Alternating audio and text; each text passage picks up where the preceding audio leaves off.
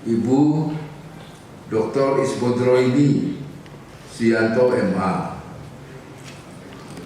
Kemudian saya kira para penguji yang lain, Dr. Husnul Matia, PhD, Profesor Dr. Maswadi Rauf MA, Dr.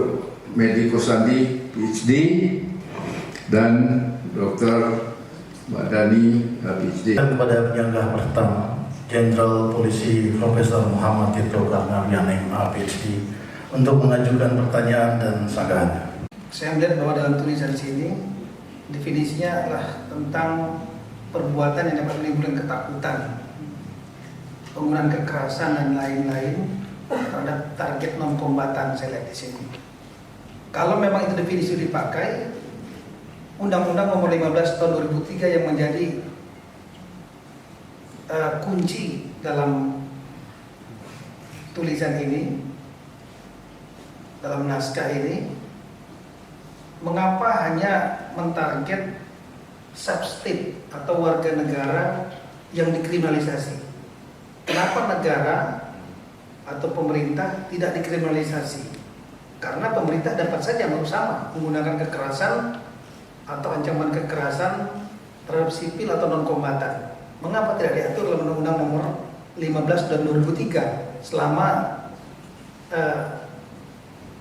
proses penelitian saudara berhadapan atau bertemu dengan para narasumber? Kenapa pemerintah tidak dimasukkan sebagai kemungkinan sebagai pelaku atau dikriminalisasi menjadi pelaku pidana terorisme? Yang di sini yang dikenakan dalam Undang-Undang Nomor 15, yang ditarget, yang dikriminalisasi adalah warga negara. Profesor Jenderal Tito Karnavian, izinkan saya menjawab bahwa harus diakui dalam konteks pembuatan undang-undang dilihat dari power interplay, memang mengandalkan sangat banyak ahli di dalamnya. Seperti salah satunya Profesor Lubi Lukman yang meneliti dalam tesis doktornya tentang delik politik di dalam undang-undang subversif. Kesimpulan beliau adalah memang targetnya warga negara sebagai objek yang diasumsikan mengalami berbagai problem yang dikaitkan dengan radikalisme dan terorisme. Tetapi pendekatan yang kedua adalah pendekatan yang komprehensif yang ini kemudian melahirkan institusi BNPT.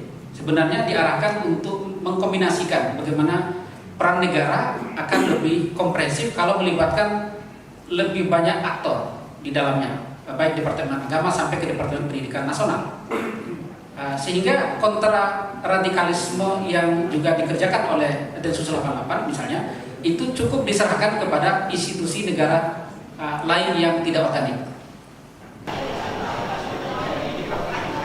Perkenalkan, nama saya Sidra Tahta. Tadi telah melakukan ujian doktor yang saya membahas tentang kebijakan anti terorisme di Indonesia, dan saya menemukan bahwa memang di Indonesia ada fakta terorisme politik yang cenderung disalahgunakan dari pandangan keagamaan. Nah, karena itu di Indonesia harus ada upaya untuk melakukan deradikalisasi dengan meningkatkan bukan saja unsur Polri, TNI, juga unsur kekuatan masyarakat, juga unsur lembaga-lembaga negara, agar secara serentak melakukan pencegahan terhadap berbagai peluang atau ancaman terorisme secara global. Nah, karena itulah saya berharap penanggulangan terorisme ke depan diharapkan bisa melibatkan banyak pihak dan meningkatkan partisipasi.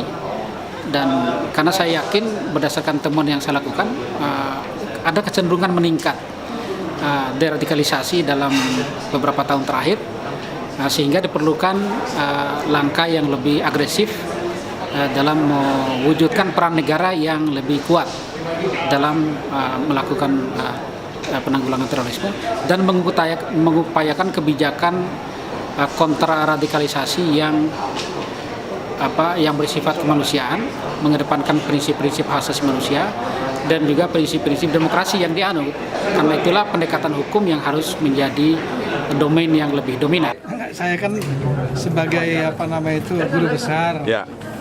di perguruan tinggi ilmu kepolisian dan juga alumni dari Nanyang Technological University Rajarnan School Ya. of International Studies. Ya. Kebetulan memang fokus studi saya itu mengenai kekerasan politik dan terorisme dalam studi hubungan internasional, Ya.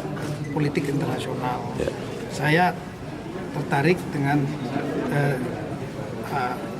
naskah yang disampaikan oleh saudara Sidra Tarta tentang bagaimana proses pembuatan Undang-Undang Nomor 15 2003 itu terjadi power interplay politics. Ya.